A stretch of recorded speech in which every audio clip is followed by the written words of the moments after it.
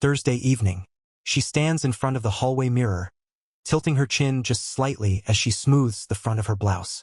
Crimson silk, not her usual workwear. Red heels. Lipstick with a sharper edge than she usually wears to networking dinners. That perfume. The subtle one she saves for evenings when I'm supposedly already asleep before she gets home. Not her usual spritz and go. No, this time she took her time. Rolled her neck. Looked herself over twice. Then she turned toward me like she was giving a weather report. "Don't wait up tonight," she said. Like it was nothing. Like it was the 100th time. Like I hadn't been waiting up for years. I didn't flinch. Didn't lean forward or tilt my head like I had some interest in her answer. I just sat in my chair, flicked my eyes up once from the page I was pretending to read, and said calmly, "Tell Mark I said hi." And I swear to God, her soul stepped out of her body for half a second. She froze mid-step, heels inches from the threshold. That smile she always wore, the one that made me feel like the world's dullest man, flickered for the first time. Her jaw twitched, not enough for the average man to notice. But I did, because I was the average man until that moment. The good husband, the reliable provider, the fool who believed in errands that took too long and friends I never met. But now, I wasn't guessing anymore. She didn't speak, didn't spin some lie. She just stood there, holding the doorknob, as if debating whether walking out was worth the risk of confirming everything I just implied. I watched the back of her neck flush red. The thing is, you don't need yelling. You don't need a scene. You need one sentence that lands in the center of her little house of lies like a match in dry grass. She left anyway. Not a word. Just the soft click of the door and the muffled sound of her heels disappearing down the front steps. And I didn't follow. Didn't peer out the blinds. Didn't wonder which car she'd get into this time. I already knew. Mark. Finance guy. Smiles too big. Smells like cigar cover-up and thinks shaking your hand twice in a conversation makes him likable. I wasn't always like this, you know. I used to ask questions. Used to believe answers. Used to chalk up the late nights to career hustle. But after enough lipstick stains on wine glasses we didn't own and unfamiliar cologne clinging to the air in our bathroom, something shifts. You stop fighting for answers and start collecting the silence. Silence tells you more than words ever will. And here's the part they don't tell you: silence isn't weakness. It's preparation. If you're still here listening, do me a small favor. Tap subscribe. Over 97% don't. But it helps our little team stay motivated to keep telling these stories. And frankly, knowing I'm not the only one who's lived through something like this, it helps. Anyway, that night I didn't rage. Didn't text. Didn't even pour myself a drink. I just stood up, turned off the porch light, and walked into my den. Sat at my desk, where I'd been preparing for this exact moment for the last 6 months. She thought I didn't know. She thought her web was flawless. But I'm not the man she married anymore. I'm the man who's about to quietly dismantle everything she thinks she owns. After the door shuts behind her, I don't move right away. I let the silence settle like dust after a demolition. The house still smells faintly like her perfume. Some designer bottle I paid for, chosen carefully to feel expensive and mature. The kind that announces itself before the wearer does. And it lingers, just like her lies. I finish my coffee, not in a rush. Then I walk into the den, shut the door behind me, and turn on the lamp with the blown bulb. Because it's not the lamp I need. It's what's under the desk. I pull out a small black case from the cabinet, click it open, and take out the encrypted drive I've been using for months. Plug it into my laptop. While it boots, I slide open the interface for the house security system. Only the one she knows about. The official one. The one connected to the app on her phone. Useless because she's careful enough to park offsite now. I'm sure she thinks that's clever. But then I bring up the other feed. The one she doesn't know exists. 3 months ago, I installed a tiny wireless cam inside the plastic planter near the mailbox. Took me 15 minutes and a lie about wanting to watch the neighborhood cats for some stupid online wildlife contest. She laughed. Thought it was another one of my harmless hobbies like model trains or woodworking YouTube videos. I let her believe that. Hell, I let her set the thing on the porch herself. I cue up the footage. There it is. 6:47 p.m. Her heels clack down the walk. She takes one last look over her shoulder. Paranoid, but not paranoid enough. She walks to the corner. Not our driveway. Not even our street. A black Audi pulls up. License plate ending in 39K. Mark. Door opens. She slides in like she's done it 100 times. Because she has. I zoom in. License plate, timestamp, angle clean as a confession. She thinks she's being discreet. It would be funny if it weren't so disgusting. I rewind again and again, making sure I have it from every possible second. Then I sync the file with the master folder on my local drive. The folder is named something bland, HVAC reports. If she ever got curious, she'd lose interest before the third click. But inside are 7 subfolders, each labeled with a different fake invoice number. Each one contains videos, images, GPS pings, metadata, and a running document of every detail I've collected over the past 6 months. Because I didn't need to confront her. I needed to outlast her. I back everything up. First to the external drive. Then to a second copy I keep in a fireproof box in the garage, taped under the false bottom of a toolbox she's never touched. And the third? That one goes to a secure cloud link, shared with a lawyer in another state. A man I've never met, referred by a friend whose wife tried to rob him blind with a smile on her face. That third copy? I labeled it Insurance, Accidental Release. And before you think that's overkill, let me explain something about women like my wife. They play dirty without looking down. They bank on the idea that you'll be too stunned, too slow, too decent to react in time. But I'm not stunned anymore. And I'm definitely not slow. I've learned that revenge doesn't need a scream. It needs a file folder, a spreadsheet, and quiet timing. Because when she finally figures out how much I know, I want her to understand just how long I've been watching. The third chess move came with all the grace of checking a pulse. No emotion, no hesitation, just precision. I logged into the old credit union account we hadn't touched in nearly 5 years. The kind of joint savings you forget about when the honeymoon glow fades and the real budgeting begins. Back then, we opened it with big dreams, vacations, renovations, maybe a second home someday. That version of us didn't survive past year 7. But the account? Still there, still active, and most importantly, still had her name on it. That's the funny part. She thinks I'm the forgetful one. The guy who loses his reading glasses, leaves the garage light on, double books our dinner plans. But there I was, remembering the routing number for an account she hadn't looked at since Obama was in office. I checked the balance. 26 grand. Not life-changing, but not pocket change either. Enough to matter. Enough to hurt. She never removed her name. Never moved it to a solo account. Why would she? She never thought she'd need to. That's the thing about people who lie with ease. They assume the people they lie to won't ever grow teeth. I transferred out half. Clean, simple, documented. No tricks. I wasn't stealing, just reclaiming what was already mine. She can fight it if she wants. The logs will show I only took my share. Next, I opened a new savings account in my name only, different bank. Different branch. No paper statements. All online. And the security questions? She'd never guess in 1,000 years. She thinks my favorite teacher was Mr. Jenkins. It wasn't. It was Mrs. Navarro. 8th grade geometry. She taught me how to see patterns, how to think 5 moves ahead. From there, I moved on to the utilities. Gas, electric, water. Each one had our names listed as joint holders. I changed them, took her off, switched the billing cycle, set up autopay through the new account. Cable and internet were trickier. She'd set those up herself years ago, bundled through some half-baked loyalty program she never finished registering. I waited until she was out one afternoon and called pretending to be her. Changed the passwords. Switched the contact number. It worked.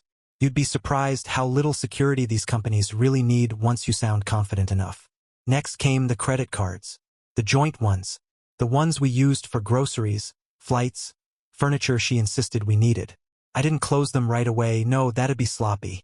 I rerouted all the auto payments to new, personal cards I'd opened in my name. Quietly.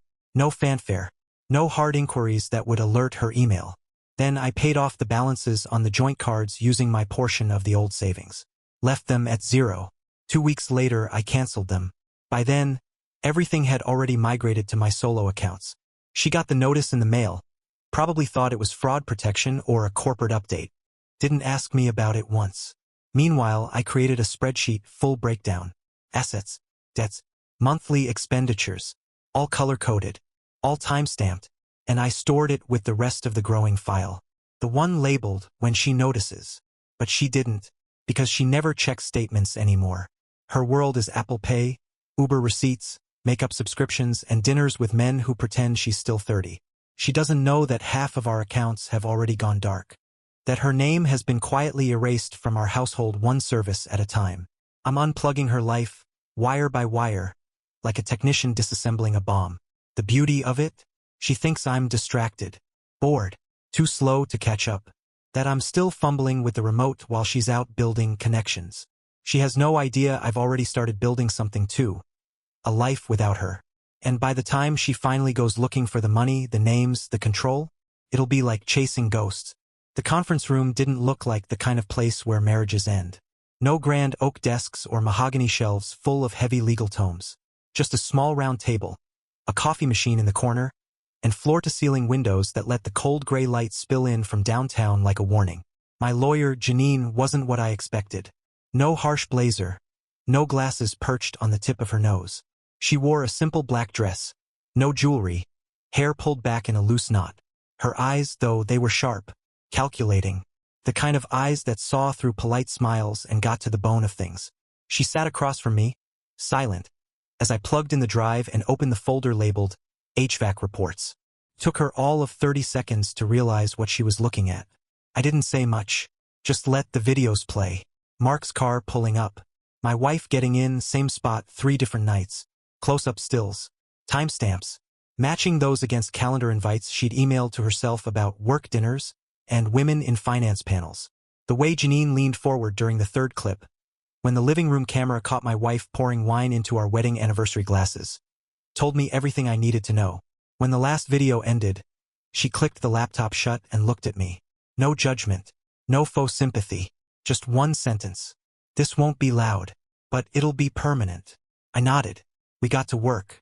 She asked me for documents, bank statements, tax returns, credit card summaries.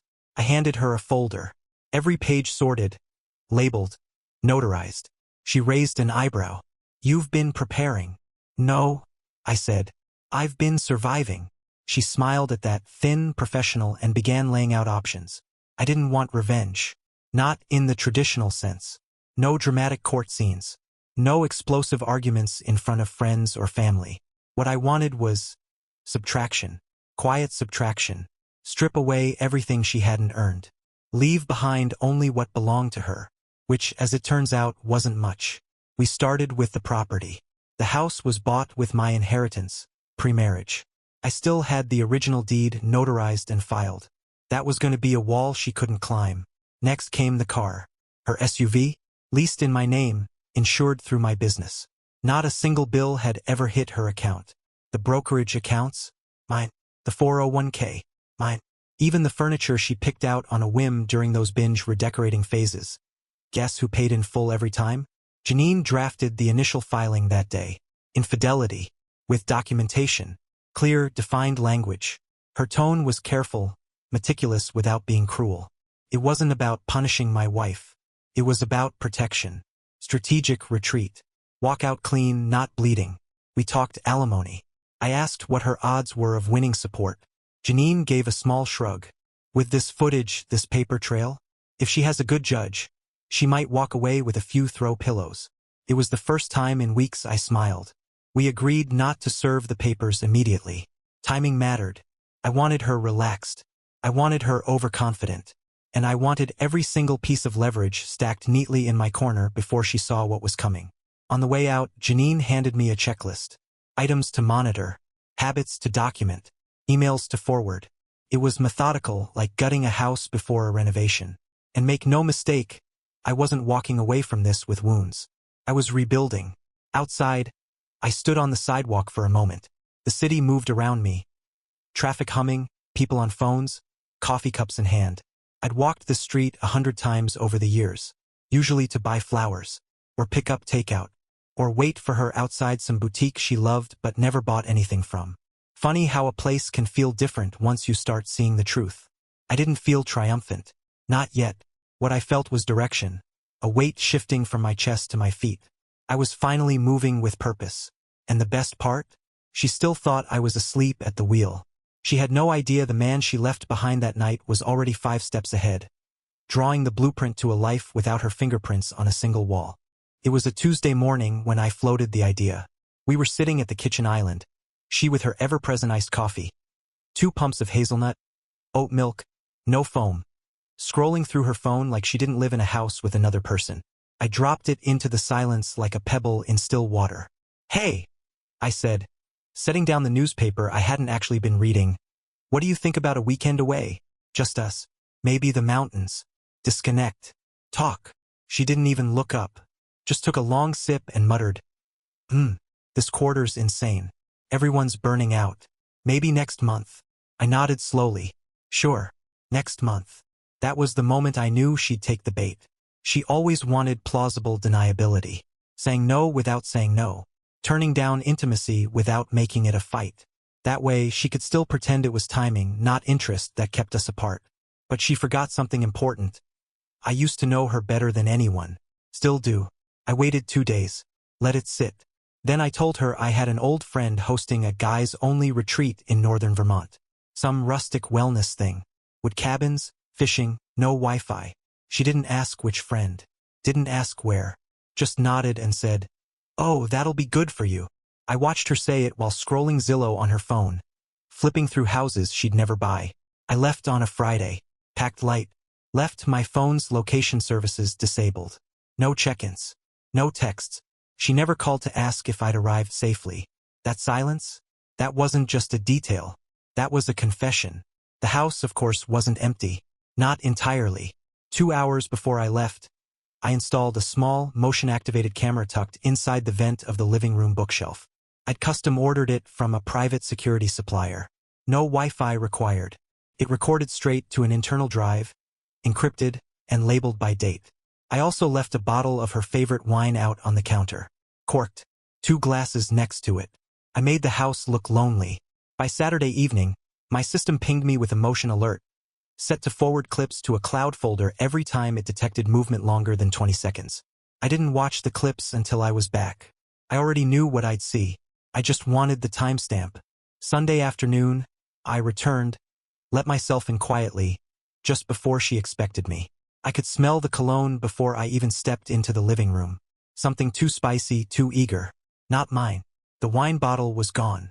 Glasses rinsed and placed haphazardly in the rack. Hers always ended up crooked. The couch cushions were out of place. The throw blanket she never used was suddenly folded differently. Mark had been here. Again. Like clockwork. Later that night, while she was catching up on invoices upstairs, I sat in the den and watched the footage. 6:17 p.m. Front door unlocks. 6:19 p.m. Mark enters. Smiling. Carrying takeout bags like he lives here. 6:34 p.m. They're sitting on the couch. Legs touching. 6:56 p.m. She laughs. Loudly. Louder than she's laughed with me in a decade. 7:12 p.m. His hands on her thigh. 7:28 p.m. She gets up. Motions toward the bedroom. 7:29 p.m. The video ends because I didn't need more. Not for what I was building. I archived it. Stored it in a folder named Weekend Renewal. Backed it up to the same 3 places. She still had no idea. That night, she asked me if I had a good time. I smiled. Said it was peaceful. She smiled back. Said I looked more relaxed. Asked if I wanted to do a movie night sometime soon. "Oh," I said. "Let's maybe wait till next month." Mirroring her line back so gently she didn't even register it. She kissed me on the cheek like nothing had changed. But everything had. She was building fantasies in my house with another man. I was building her exit strategy. And the beautiful part? She was still helping without knowing. It started with small things. A lack of questions. The absence of tension. Most people think relationships unravel in arguments, slam doors, and ultimatums. Ours? It started to decay in the silence between casual observations. In how little I said. And how little she noticed until she did. The first time she paused was on a Thursday night. She came home late. Too late for a team dinner. Still in full makeup, shoes in her hand like some teen sneaking back into her parents' house. I didn't ask where she'd been. Didn't look at her. Just flipped a page in my book and kept reading. She lingered in the doorway longer than usual. "You're not going to ask?" I looked up, blinked once. "Ask what?" Her mouth opened, then shut. She gave a small laugh, like I was being cute, then walked upstairs. That was the moment she felt it. Not guilt, she's not wired for that. What she felt was disorientation. The rules were shifting. Her sense of control was slipping, and she didn't know why. The next morning, I made coffee for myself only. No cinnamon in hers. No almond milk. I ate toast in silence and left the paper folded on the counter. Headline up. Housing market collapse, when foundations rot from the inside. She said, "You've been distant lately." I looked over my glasses. Shrugged. "Just tired." She nodded like she bought it. But I saw the flicker in her eyes. Like maybe she was starting to understand she wasn't the only one keeping secrets. That night, I didn't fall asleep on the couch. I stayed up. Not to wait for her. To work. I logged into the burner email account I'd created months ago and wrote to Janine. Uploaded footage. Weekend renewal. Updated assets list attached. Q3 brokerage statements. For 01K summary. Second property title, Arizona cabin. Finalized new account numbers. Disconnected all joint utilities. Confirmation PDFs attached. Confirm delivery address for service packet. Then I uploaded a new clip to the secure drive. Mark and my wife walking hand in hand across the back patio. Barefoot. Laughing like the kind of couple that believes the world owes them softness. I named it Patio Trust Fall. It felt appropriate. I didn't feel much anymore. That was the shift. The part she didn't understand. First it was grief. Then anger. But now, it was math. A checklist. A system reboot. She kissed me on the cheek that weekend. Lightly. Cautiously. Like a woman testing water she once swam in but now finds unfamiliar. I didn't react. Didn't pull away. Just nodded and said I was going to bed early. But I didn't. I sat in the den and opened the spreadsheet again. Ran through my to-detach column. Checked off the last 2 rows. Gym membership and car insurance. I was nearly done. The more I gave up pretending, the more I regained control. And still, she had no idea.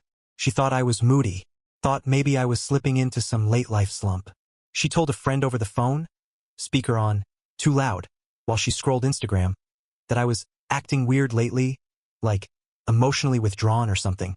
She didn't know she was using the exact phrase my therapist used during our first post-infidelity session years ago. Funny how she forgot that chapter. I didn't. Now she was seeing symptoms without understanding the disease. You see, when a man like me goes quiet, it's not because he's lost the will to fight. It's because he's already won. Sunday dinner had always been a performance. She'd cook the pot roast the way her mother taught her. Oven at 275, 2 hours longer than necessary, and always that damned rosemary sprig tied with kitchen twine. Her father would bring over a bottle of red that no one really liked but everyone pretended to enjoy. We'd set the table with cloth napkins she only used for occasions. Light the tapered candles, dim the chandelier. It was domestic theater and I used to play my part. But this time I played it differently. I helped set the table in silence. I folded her mother's napkin into a clean triangle, placed it just left of the plate. Same as always. But I didn't pour the wine this time. I let it sit. Her mother was already halfway through the second bite when she asked it. Casual, innocent, like most well-meaning bombs are. "So, are you two still planning that anniversary trip? What was it, Napa? Or Italy?" I didn't look up from my plate. Just sawed through the roast slowly and replied between chews. "Actually, we've been reevaluating a lot lately." Her mother nodded, politely confused. Her father grunted, probably thinking that meant we were changing airlines. But my wife, her fork froze midair, hovered like it forgot where it was supposed to land. She smiled quickly, too quickly, and said, "Oh, we haven't booked anything yet. Just timing stuff, you know how work is." I didn't say a word. I just reached for the salt, passed it to her dad, and kept chewing. The rest of the dinner played out like a poorly edited sitcom. Moments of small talk stitched together with long silences that used to be rare in this house. Her parents didn't notice much, too used to polite distance. But she noticed. Every minute that passed where I didn't reach for her hand. Every eye contact I avoided. Every empty sentence that used to be filled with warmth. After they left, she did the dishes alone. Her choice. She offered, almost too sweetly, "You can relax. I got it." I thanked her, went to the den, closed the door. An hour later, she appeared in the doorway, holding a tea mug she hadn't offered me. "So, what did you mean by reevaluating a lot lately?" I didn't look up from my laptop. "Just what it sounds like. Are you talking about the trip or everything, I guess?" She blinked. "Everything. I clicked my trackpad twice. Yep. A long pause. I could feel the panic stirring behind her eyes, even from 10 feet away. You've been off lately, she said carefully, like the words might trip and fall if she rushed them. I mean, I know we've both been busy, but, I asked, not even pretending to be curious. I want to understand what's going on. I closed the laptop, but not because I was done. Just because I wanted her to see the reflection of herself in the black screen behind me. You're asking a lot of questions for someone who stopped answering them months ago. She froze again. I stood, walked past her, and flicked off the hallway light on my way upstairs. Not out of cruelty, but to leave her standing there in the dark with only her thoughts for company. That night, she didn't come to bed right away. She sat downstairs, probably going over every conversation we'd had in the last 6 weeks. Every moment I didn't press her. Every time I smiled but didn't mean it. She was starting to understand that she'd lost something, and she didn't know how to get it back. Because what she didn't realize is that I wasn't trying to win anymore. I was just managing the clock, waiting for it to hit 0. It happened on a Tuesday, late morning. She was in the middle of a quarterly strategy session at her office, most likely droning through slides she didn't make, selling ideas she didn't believe in. Meanwhile, a man in a blue jacket and a calm expression walked past reception, asked for her by name, and handed her a plain white envelope. She signed, thanked him out of reflex. He didn't say a word. She waited until she was back at her desk before opening it. Thought it might be a contract, or a letter from a client. Something dull, something bureaucratic. It wasn't. Inside were divorce papers, 15 pages, neatly collated. Filed through Janine's office, already stamped by the court. Grounds: infidelity. Exhibit A.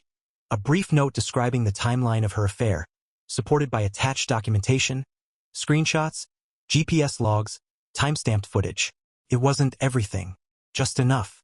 Her hands must have started shaking. I imagine she stared at the words for a full minute before reaching for her phone. The text came at 11:43 a.m. Her, "What is this?" I waited exactly 20 seconds, then replied, "Me, you can ask Mark, nothing else." She didn't respond. Not right away. She came home 5 hours later. Early. That alone told me everything. The moment the front door opened, I heard her breath catch. Not a sigh, not a sob, just that sharp inhale people make when reality kicks them in the chest. I stayed seated in the living room, the same spot I used to wait up for her in. Funny how that chair had become something different now, something like a throne. She stood in the doorway, holding the envelope like it might burn her fingers. Her voice came out raw, uncertain. "Why would you do this?" I looked at her, quiet for a beat. "I think you know why." Her eyes were red, but no tears yet. Just the kind of watery panic that can't decide if it's about guilt or fear of consequence. "You blindsided me at work," she said, trying to regain some footing. "You couldn't have just talked to me first?" "I did," I said calmly. "Every time I asked where you were going. Every time I asked why you smelled like someone else's cologne. Every time I sat at this table and waited while you came home at midnight talking about networking and client dinners." Her lip quivered, but she didn't move. "You're overreacting." That one almost made me laugh. Almost. "You were drinking wine out of our wedding glasses with another man. In our living room. On the couch I paid for. While I was gone." She flinched. "I didn't think you knew," she started, then stopped herself. There it was. I leaned forward slightly, elbows on my knees. "That's the part one want to understand," I said. "Did you ever think I didn't know?" Silence. She dropped her eyes. A single tear broke loose. Not for me. Not for us. For the realization that her arrogance had limits, and she'd finally found them. I didn't know how to stop it," she said. "You didn't want to," I replied. She took a shaky step forward. "Please, we can fix this. We can go to counseling." I wasn't thinking straight." "You were thinking plenty straight," I said. "You just weren't thinking about me." Another silence. I stood up, walked to the kitchen, poured a glass of water, took a slow sip. She watched like it was a ritual. Some cold-blooded rite she didn't understand anymore. "I don't hate you," I said finally, staring into the glass. "I don't even want revenge." "Then why the papers?" "Because I want peace. And I can't get that with a woman who thinks I'm too stupid to notice her disappearing for hours with a man who drives a car I've now seen on camera 8 different times. Her voice cracked. What am I supposed to do now? I looked at her and said, start over. Same as I'm doing. Just without the lies. She didn't speak again that night. Just stood there, quiet, crumbling in slow motion. And for the first time in years I went to bed early. Alone. And unbothered. The next week was a hailstorm of desperation disguised as diplomacy. She texted more in 3 days than she had in the past 3 months. Can we please talk? I don't want to throw everything away. Let's at least try therapy. All the classics. Half guilt, half performance. And not once did she say she was sorry. Not once did she admit it out loud. On Wednesday night, she cornered me in the kitchen. I was chopping carrots. She stood behind me, fidgeting with the hem of her sleeve like it owed her an explanation. I think we rushed into this, she said. I think we're both reacting instead of working through it. I didn't look up, just kept slicing. I mean, divorce? Isn't that extreme? No, I said. Extreme is screwing someone else in your husband's house and hoping the couch cushions hide the evidence. She went pale. Then, in a blink, the mask changed.